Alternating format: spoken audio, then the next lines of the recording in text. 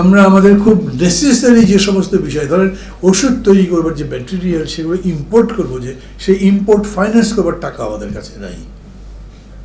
আমাদের এলসিগুলো চলে না, ব্যাংকে চেক দিলে ঠিকমতো পেমেন্ট দেয় না, 2 দিন 3 দিন দেরি করে, এবং আরও অন্যান্য অর্থনৈতিক যে সমস্ত সংকট, সেগুলো সম্পর্কে আপনারা জানেন। বিনিয়োগ তো নাই, চাকরিও নেই। হ্যাঁ, চাকরি আছে, খালি পুলিশের মধ্যে চাকরি হয়, বাকি কোথাও চাকরি হয় না। দেশি কিংবা বিদেশি কোনো বিনিয়োগ নাই। এটা একটা নিঃস্বীকরণের প্রক্রিয়ার মধ্যে ঢুকে গেছে।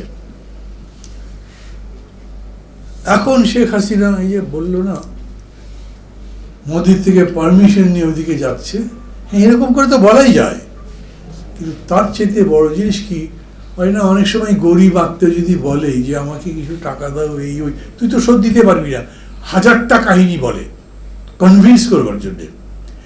এখন তাদের সবচাইতে বড় বন্ধু ভারত, তার তো টাকা দিতে পারবে না।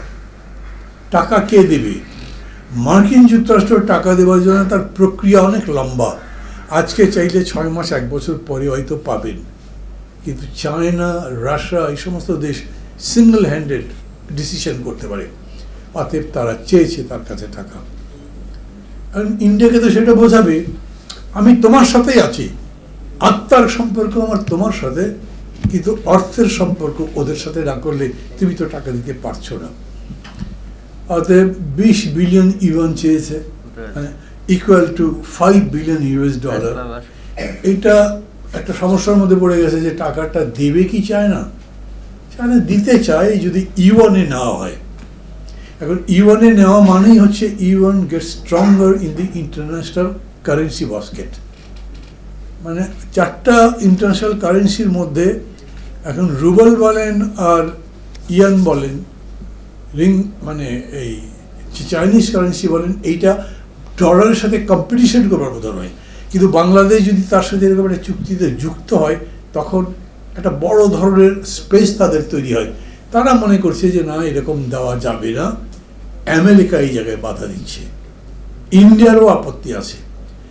আমি গতকাল সম্ভবত বলেছিলাম বা আগে কোথাও বলেছিলাম যে বাংলাদেশ সরকার এখন চীন ভারতের এই দ্বৈরথে পড়েছে। আমি আবার শব্দটা বলি, আমি বলছি দ্বৈরথে পড়েছে, দৌরাত্ম্য নাই। কেউ কেউ এরকম বলেছেন, মানে 2 দিক থেকে রশি টানাটানিতে, যার কোমরের মধ্যে রশি বাঁধা আছে তার তো কোমর ভেঙে যাওয়ার অবস্থা। বাংলাদেশে এখন এক্স্যাক্টলি এই অবস্থা। আমি আবার বলছি, প্রধানের কথাটা কিন্তু ঠিক। আমরা যদি তাড়াতাড়ি করে পথে না বেরোতে পারি, মানে আন্দোলনের ফর্মে, তাহলে হবে কি, ইন্টারন্যাশনাল কমিটিগুলো মনে করে, যেমন এবার অনেকেই মনে করেন চায়না কি টাকা দেবে, কি মনে করেন আপনারা? আমার কাছে মনে হয় যে চায়নাই বলেন, রাশিয়াই বলেন, আমেরিকা বলেন, ইন্ডিয়া বলেন, আন্তর্জাতিক সম্পর্ক রক্ষার ক্ষেত্রে তারা কিন্তু কোনো নীতি দিয়ে চলে না। তাদের প্রধান বিষয়টা হচ্ছে তাদের দেশের স্বার্থ কীরকম করে রক্ষিত হবে। আন্তর্জাতিক ক্ষেত্রে যদি তাদের প্রতিযোগিতার বিষয় থাকে, সেইখানে তারা নিজেদেরকে কতখানি কর্তৃত্বের জায়গায় রাখতে পারবে। অতএব এইরকম হয়তো চায়না করতে চাইবে না যে ওকে টাকা না দিয়ে ফিরে দিলাম আর বাংলাদেশ সম্পূর্ণভাবে ভারতের উপর নির্ভরশীল হয়ে গেল, সেটা তার জন্য মুশকিল।